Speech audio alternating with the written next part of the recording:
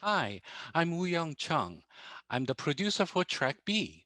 I'm delighted that you decide to join us for this session. See, sometimes a challenge can become an impetus for improvement. Today, in this session, our distinguished speaker will talk about how we can leverage the pandemic challenge to improve the data management. So, without further ado, I'm going to turn it over to you, Tom. Well, Young, thank you very much. And it's a pleasure to be here today. And for all the participants out there, I hope you're having a great conference and getting to hear a lot of fantastic speakers. I'm going to put this in presentation mode as I walk through. And, I like to use this phrase when I start. It's like, I've got data and I'm not afraid to use it. And I think that typifies probably what everyone from this conference is in the business of, is trying to teach their organization how to use data.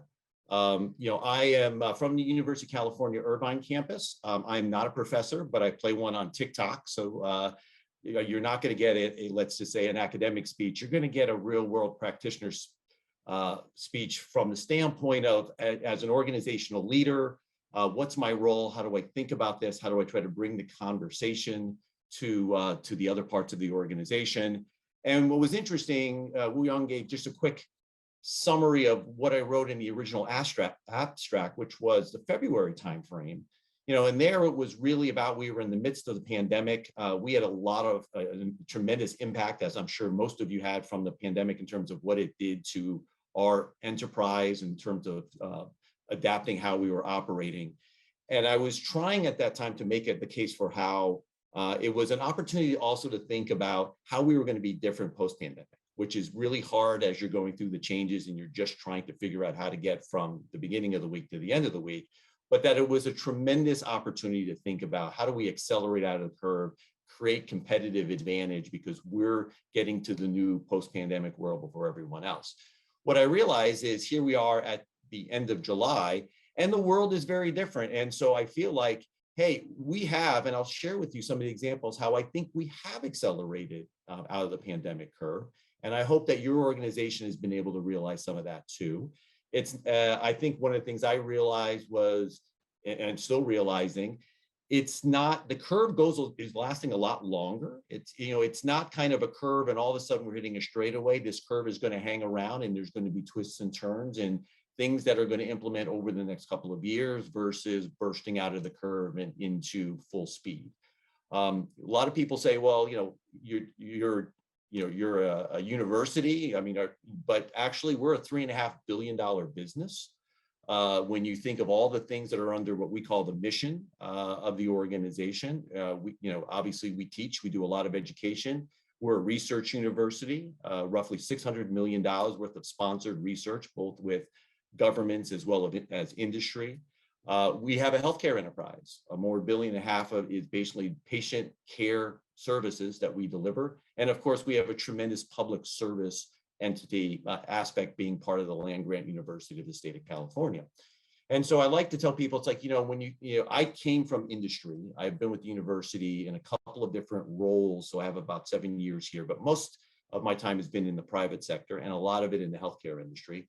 As I say, look, we're a business just like any other. We have financial and fiscal responsibilities. We're trying to drive competitiveness around what we do to be the place of choice for whatever the need of the student is, the funding agency, the industry partner, the patient. And so the business that we're really in is we're in the business of creating knowledge, disseminating knowledge. If you think about creating knowledge through research, disseminating it through the books that we write, the papers that we publish, the courses that get taught. And then we're also one that we put our knowledge into practice. If you think about healthcare research, ultimately translation into better care at the patient bedside, it's also about our role as putting knowledge into practice. And this is a slide that I like to use with broad audiences to help people understand what we are as a business and what we fundamentally do. And it fits really well into, I think, this world that we live in now. So I'm really transitioning away from using that slide and using this slide more to say, look, we live in this very much more digital world where there's a lot of data, but data needs to be turned into information and knowledge. But now with the combination of the computing power to be able to bring data together at volumes and in diversity levels that we've never had before, with the emergence now of machine learning, computer vision, AI, we now have the ability to go beyond knowledge to talk about insights and wisdom. And again, to bring that back out into how does it change the way that we do things, and for the things that we touch through education and dissemination, how they go do things throughout society in their own organizations and in their lives. And so when I joined Irvine, which was about 18 months ago, it was about trying to get our organization whose only view was, we don't think we're using technology strategically. And part of that was to say, it's actually data and technology that we have to think about strategically going forward. And all the pandemic did, other than disrupt pretty much every aspect of our life, was really accelerate every conversation about what that initial premise was. How is data and technology transforming the way we run the organization, serve our stakeholders, think about creating the future? And so I like to describe it in this way, is that data is fundamentally different than different types of assets that you have in your organization. And what does it mean to be an asset, right? Your house is typically an asset, not just a thing. It's something you invest in, you make improvements to, and data needs to be seen in the same way. Just throwing a bunch of data into a data lake, most of us have learned, does not lead to generating more value for the organization. We have a lot of pockets of data that are not very usable. And so thinking about how do you bring data together? How do you build standards? How do you build pipelines? How do you curate and enhance the quality of your data and actually make it a more valuable asset is something that we talk about within the university. And I'll show you some examples. How do we use data as a currency? Because it is a currency. It's different than other assets that we have, and that we can be using it for multiple purposes at the same time. You can't use a truck in that way. A truck is either in use or not. It's carrying certain types of goods and it's carrying it to a certain place. Data we could be using for research purposes to transform the way that we deliver care to a patient, and using it with an industry partner at the same time. So it's fundamentally different. And I like to use the word currency because it means that we're creating value from it, and there's an exchange element associated with that value. And so ultimately it comes back to, how do you think of data as a strategy, as a way of transforming and changing the way that you deliver services, as a way that you actually create new services that you weren't before. And a lot of us have taken on this role for our organizations, and I'll share with you my stories, which I'm sure are similar in generic ways from yours. And so I think one of the fun parts in my role, as I like to say, it's like, in the way that my role has evolved and the way that I've positioned it and been able to create the conversations, it's both an internal and external focus. So there's, how do we use this data to actually run a more efficient enterprise, right? How do we do things at a more cost-effective level? How do we grow revenues faster? How do we serve more students at the same time? But it's also the ability to say, we can create new value propositions externally. We can now deliver our services in different ways that we didn't do before, because we have this mentality around digital and around data into intelligence and wisdom that we didn't have previously, and only now are even understanding more after we've had to live through the last 18 months of the pandemic. And again, I'll show you examples in the healthcare and education space. And so, the term is very popular, data is the new oil. It works on some levels, but, I don't think it's actually the best analogy to use. I actually like to use that data is more like water. It is a part of everything that we do. It can run amok if not managed in the right way. And so, if you think about it, let's talk about data. You attended, or at least I hope you attended, this particular session of mine. If all you took away were the slides, then you would only have a fraction of the knowledge, the information and knowledge, and hopefully the insights and wisdom that I was trying to impart upon the audience. Why? Because the slides have very little words on it, a lot of pictures, no aspects of the story. But if you look at the recording of this, you will see the words, you will hear my stories, You will, if you wanted to, if you were hearing impaired and this was, let's say transcripted, you would be able to follow and actually do natural language processing on every word that I used here to be able to pull out additional insights. If you took that recording and you used sound analysis on it, you could figure out that I'm actually a very depressed individual, right? So these are all, you can think about, where does it stop? The more we capture digitally, the more data we have the ability to work with, and the more ways that we could think about enhancing its use for the value of the customer, for the value of the enterprise, for the value of the individual. It's a really different way of thinking, and that's part of our role with our organizations, is to get them to see all of that, that nuanced added opportunity. But of course, I'm sure this slide speaks to every one of us who've attended this conference. We deal with our set of headwinds. It's not easy, and for a lot of really good reasons. One is you may be dealing with peers in your executive team who are just really busy. My business, and I've been a general manager, I've grown businesses both in the United States and around the world in my software days. Really busy. I'm still growing my business 10% year over year. I have lots of margin improvement opportunity that I've got the team focused on. This new stuff is interesting, but it's not relevant to me today.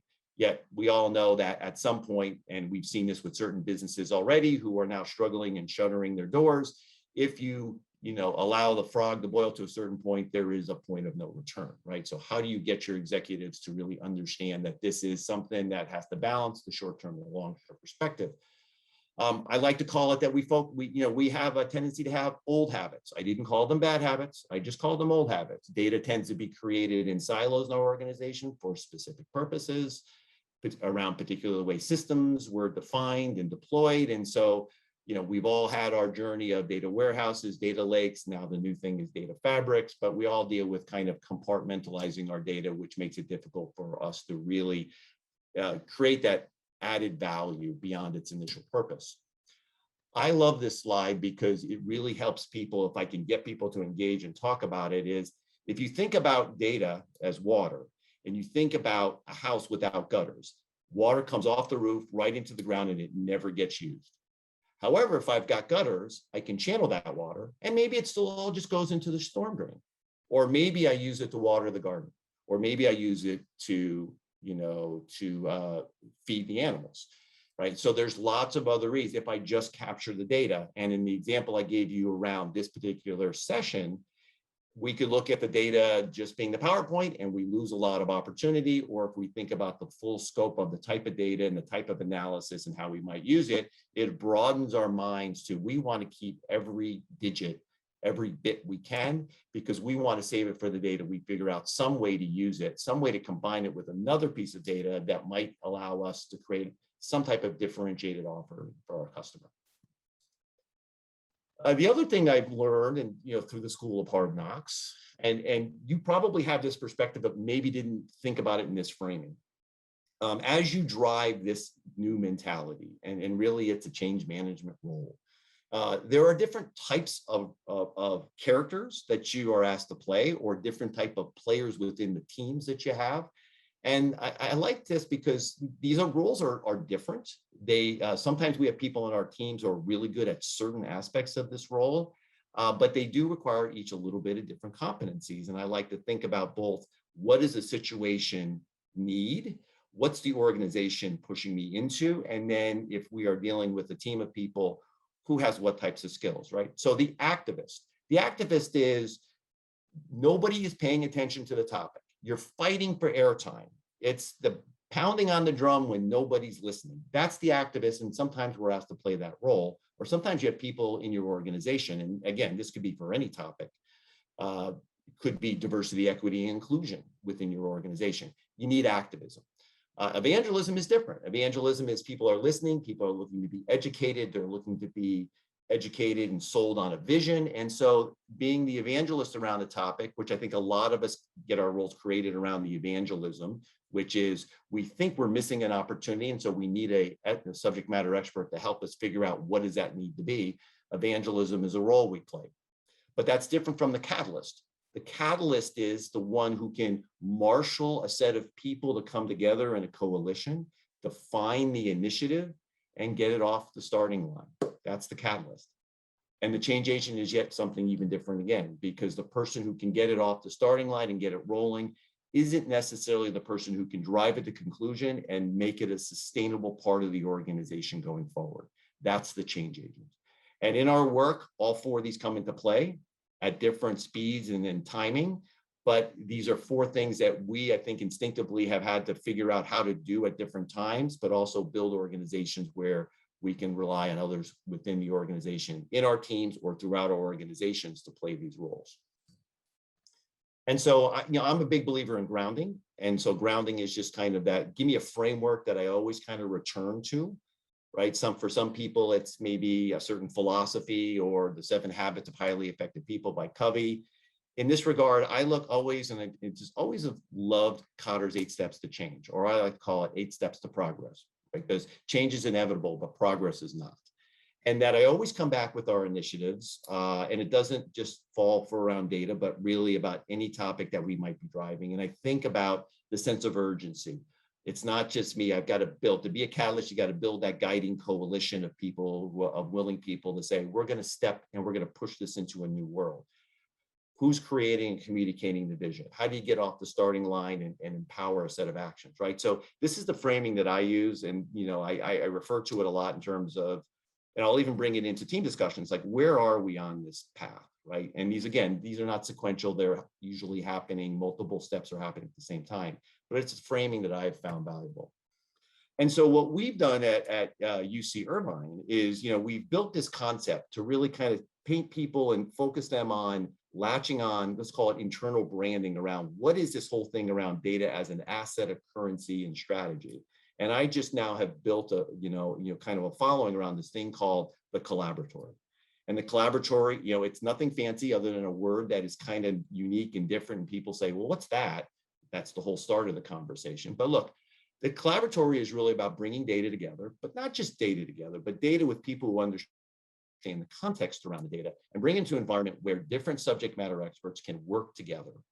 And bring both their expertise, but they're also different perspectives, interdisciplinary science or problem solving in terms of we all look at the same data a little differently based on what our role in a set of experiences are. That we don't think of this as a boundary that stops at the end of UCI's enterprise, that we invite other universities, other academic medical centers, community health organizations, industry, government partners, that they are able to join into the Collaboratory, bring their data, bring their expertise. And this is a boundaryless enterprise that turns around and really defines and then drives towards creating value. We call them value creation entities that actually create, it might be a better way of doing something, something that provides a different option around the standard offering. It might be a completely new way of generating revenue for the institution.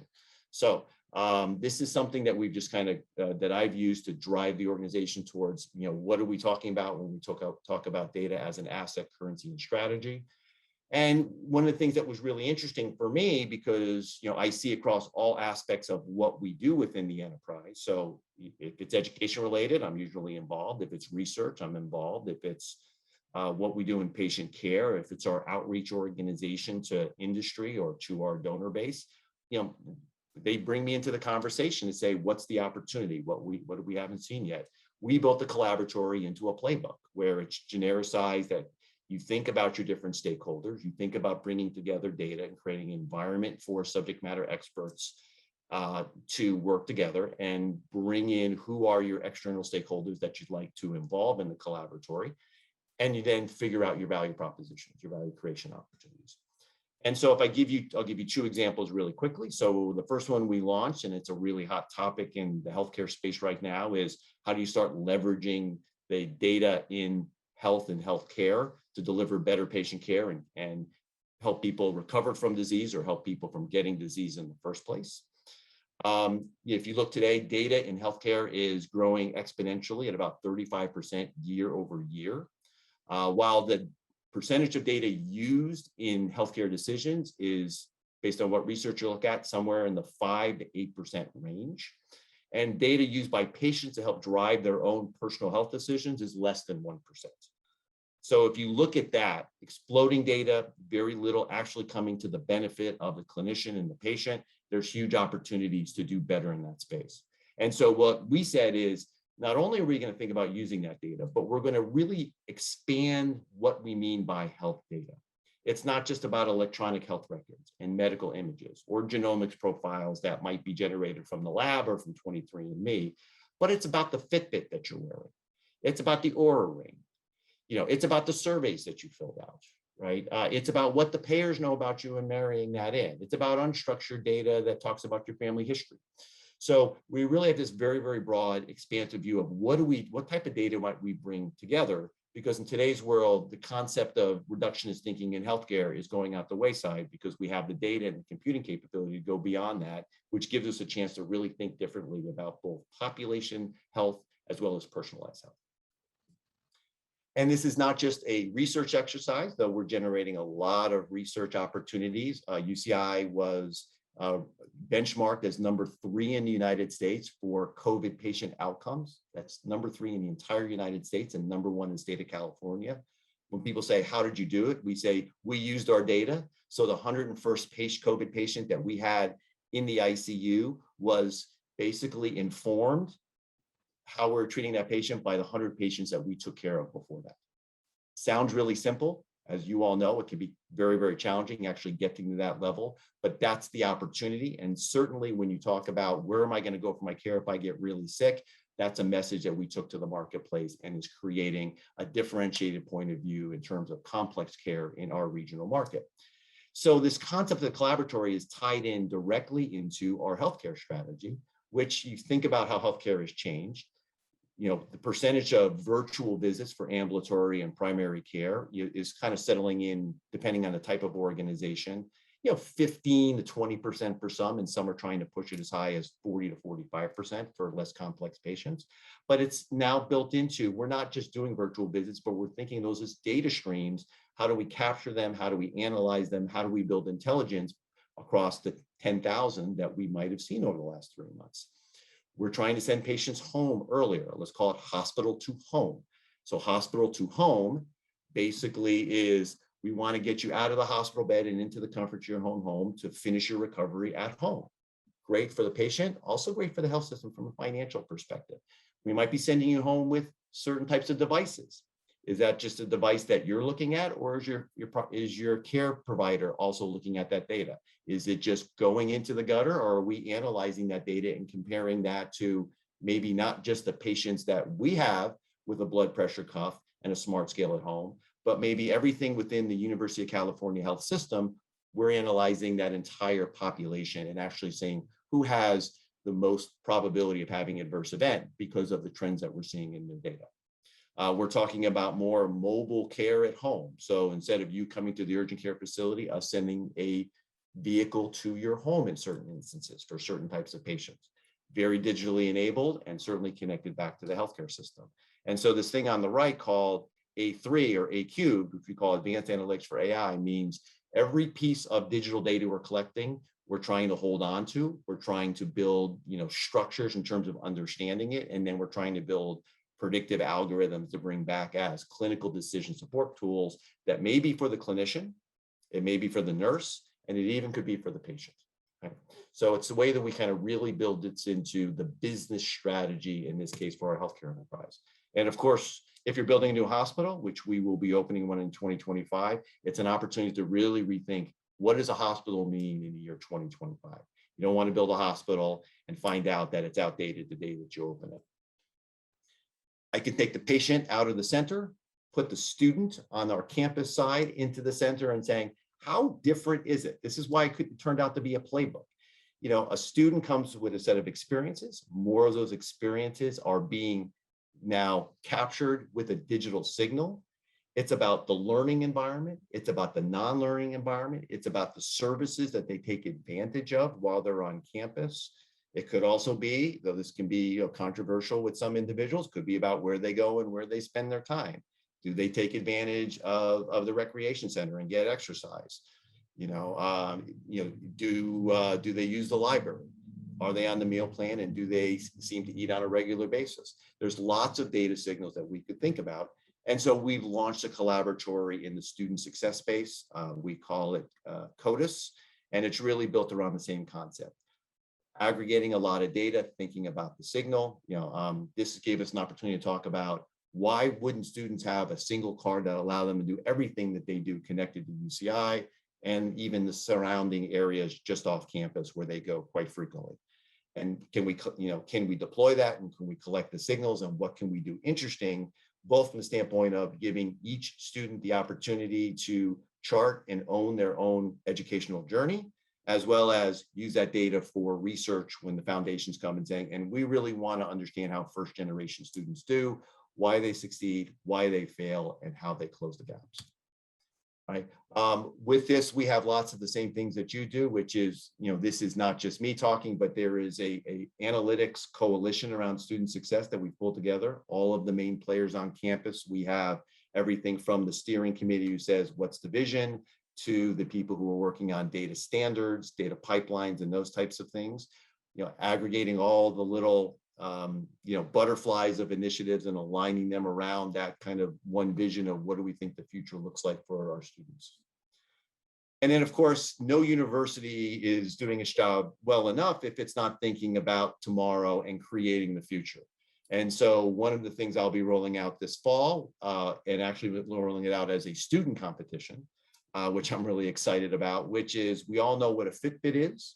Many of us have something like a Fitbit that we use now to generate and give us feedback on our personal health journey, exercise, sleep.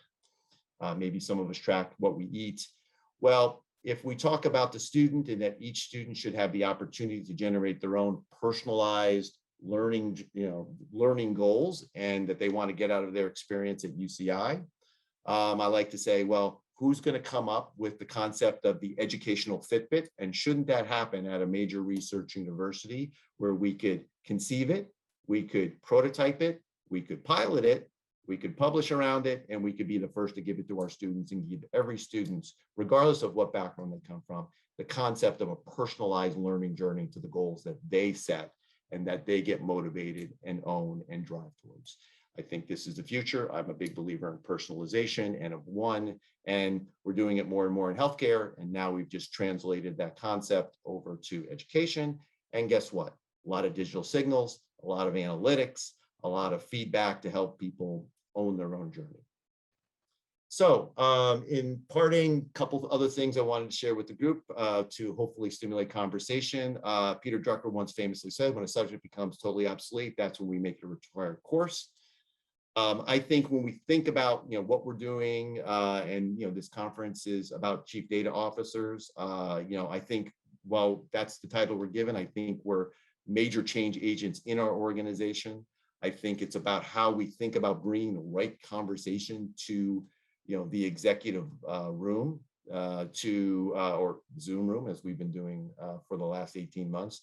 And trying to say, how do we think of our data differently? How do we understand that it's a different type of assets than the ones we're typically talking about on the balance sheet? And how do we think of it as an asset, a currency to drive collaborations, enhancement of its value, and to change the way that we operate? And I think the D needs to change. I think if you're a chief data officer today, I think you're going out of style. I really think in between the time I put this in and now, I'm now the chief digital officer. I simply describe that as, for me, it's data and technology. I own the devices that are generating the sources of the data, as well as what we do with the data. And I own the responsibility that data is not going down the drain. I like to tell people that it's like, look, I'm helping us figure out how do we buy and deploy and utilize the technology, but I'm also the person to make sure that we're taking advantage of all those digital signals in a way that actually create better student experiences, better patient experiences, help our faculty become the most competitive research grant writers in the world. And so that's my job. And I think we all need to aspire to become chief digital officers, or we're going to be left behind. So with that, I am going to stop sharing and hopefully be able to get to the chat room so I can see what kind of questions I've generated and who maybe I've upset with my comments. And hopefully you're willing to throw some questions at me or create some dialogue. This is a practitioners conference, and so everyone out there has their own set of experiences. I feel privileged to have 30 minutes to talk a little bit about mine, but I'd also love to hear about yours.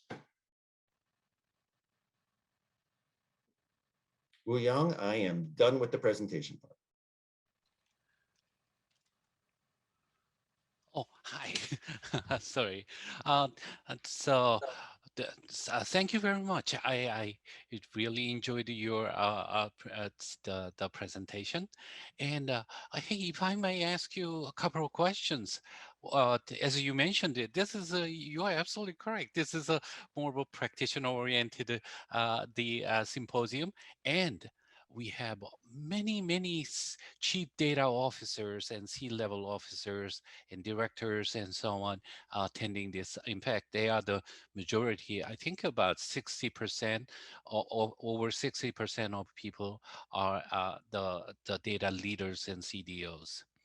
What advice would you give them in terms of your experience, what you have learned going through this pandemic process and getting out of that pandemic process? Yeah, I say the first thing is, if you're not leveraging this as, the best opportunity you'll ever had to help define your role. And again, I think you need to really think about in the next 12 months, have a personal back of the mind goal that I want to become the chief digital officer, or knock that person out of the seat because I'm bringing the most valuable asset to the table. I think you have to really focus on this is the best window you'll have to demonstrate the value of your role and your contribution to the way the business is going to operate and be successful tomorrow. I told the person that hired me, and I sit on 4 executive teams. I sit on a chancellor's council, a provost counselor, which is like a chief academic officer. I sit on the College of Health Sciences, which is kind of the largest fundraiser and does all of the medical education and certifications. And then I sit on the health system, the health delivery organization team. So I get 4 executive conversations. I get to play around, be the provocateur in. And I told, our chancellor, who's kind of, that would be the equivalent of a CEO. I said, we talked about everything being different 5 years from now, but that was my role, is to make sure that we are actually working in a different way 5 years from now. I felt like the pandemic was a way to make that happen in 24 months. I didn't know whether we could make change happen in 24 months. But the window of opportunity, when you thought about, hey, we now know that we can deliver education, in a remote fashion. Not that we want to become an online university, but, for a student who comes from the Central Valley of California, whose combined family income is $50,000 a year, who's taking out student loans, their option was come to campus, live in a dorm or an apartment, take on more student debt associated with that for everything that wasn't covered by your scholarships and your grants. But now that student has optionality of being able to say, well, maybe my first year, I want to stay at home. I want to reduce the amount of student debt that I'm taking on. And by the way, I spend 20 hours a week contributing into my family income and our ability to pay our bills. And so I don't have to, my family doesn't have to give that up. And that's not what I want to do, but I now have the option of the students. Pre-pandemic, we didn't provide that option. Post-pandemic, roughly 20 to 25% of all undergraduate courses will have a section that is remote instruction, remote learning, remote test taking, et cetera. That's a step in the right direction. Again, we're not going to be 100%. That's not what we're about. The experience, the opportunity to get involved in research, the campus environment, but we've now given an option to the students so that they get more choice. And that's what personalization is about. It's about choice. So I think it's understanding that this is the best opportunity you'll ever have to drive change with as little resistance as you've had. And again, the pandemic, we don't know how long it's going to impact, the way that we work, and so how long this windows will stay open. So my advice is seize the opportunity, seize the day now. Great. Well, thank you very much. I do appreciate your insightful presentation. And also, I would like to thank those who attended this session. Okay, let's see. So one of the first questions I got was, can the collaboratory concept be extended to other domains beyond healthcare? So the answer is yes. So for example, We have pivoted in the second, I've trademarked a term for UCI called the Collaboratories at UCI. And again, one of the slides in there is the generic playbook that can be applied to many domains, to many industries or domain spaces. So the second one was in the student success arena that we have launched as of July 1, formally as of July 1 this year. We did some pre-work last year. And then the one we're playing with right now is actually some industry specifics. We're looking at potentially pharma, and then we're also looking at kind of regional economic forums where we can actually think about an economic region and utilizing the data that's available from the regional governments as well as from the companies that operate there, and if we can build a collaboratory around that. And I'm partnering with that with the dean of our new dean of the business school. So it's a work in progress, but again, it's both the combination of helping your organization with the internal aspect of how do we use data to be a better run enterprise, as well as how do we create new value propositions and really change the way that people see our university in the broader community and regional economy. Nice to see the percentages adaptively of telehealth. Yes, I see. So someone made a comment about telehealth. Again, I've been working on the telehealth topic for probably a decade outside of the United States as well, trying to bring better healthcare in third world countries and in a former life. So I think what we've got now is we've gotten over both patient hesitation as well as clinician hesitation, and it's about where does it fit the best and how do we think about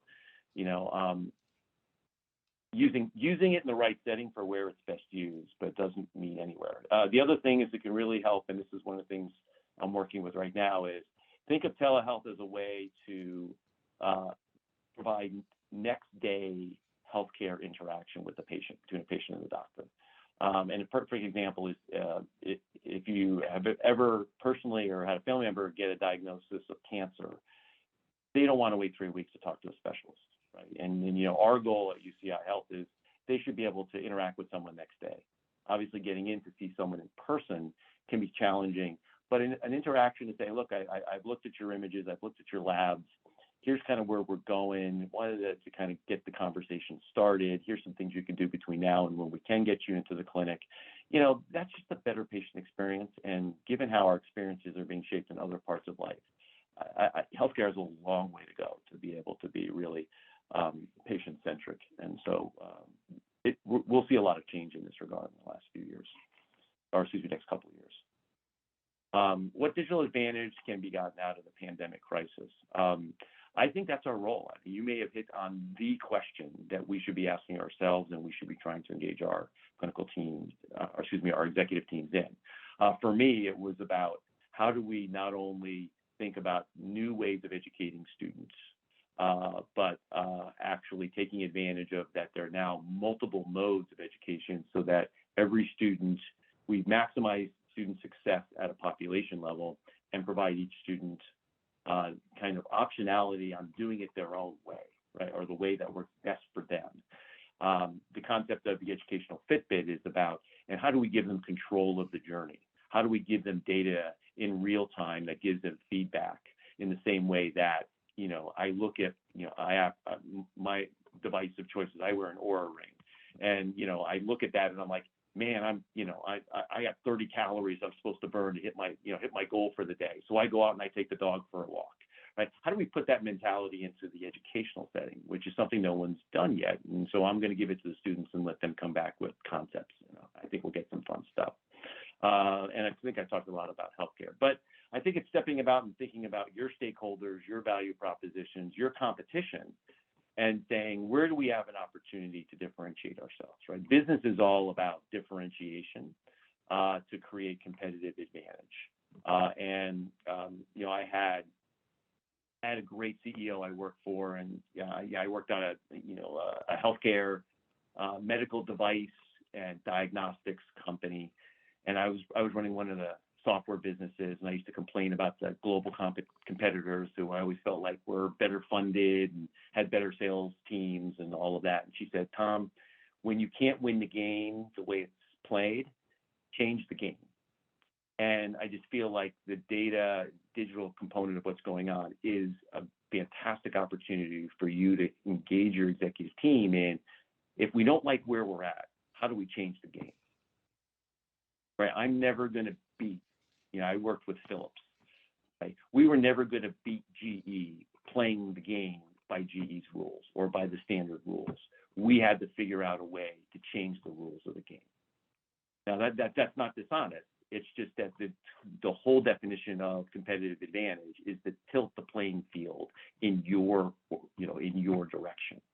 And so how, in whatever business that you're in today, how do you think about the role of data, the role of digital technology as a way of, rebalancing the way the playing field looks towards your advantage? I'm working with an enzymes company right now. And, a part of it is the way that they're thinking about their entry into a new industry and how to think about their data assets, which they've only looked at as a way of creating, products that they bring into the consumer as CPG space. They're now entering a different industry. And I'm like, your data assets are valuable into this new industry. Are you thinking about your data as assets? Are you thinking about digital offerings into this space? And so that's been the conversation. And it's not just become a conversation about digital assets. It's become, a conversation about venturing, about if we're going to do this, if we're going to create competitive advantage, we need to create a new digital style business unit and think about funding it differently, right? That's a more fun conversation. Not that the digital assets is not a fun conversation. It can be a very fun conversation. But now talking about venturing, now talking about board level investments level, now talking about stage gating, investments and proof of concepts and potential for build versus buy. It's a different level of conversation. And there's been no better opportunity for the roles that we've had to be not just in those conversations, but potentially leading them or influencing the direction in which they go. I think it's a fun time for us. Well, Young, I'm not seeing any other questions from the group. I think we may be done for today. I think that was all the questions the audience had at this time. I do wanna say thank you. We, as a representative of the symposium, I'd like to express deep appreciation for your insightful presentation and advice and sharing your experience. And also, I would like to thank all the audience members, who attended and watched this session. And I just want to let you know that the next session will begin at 4:35 p.m. So I will see you there, and please stay tuned. Thank you.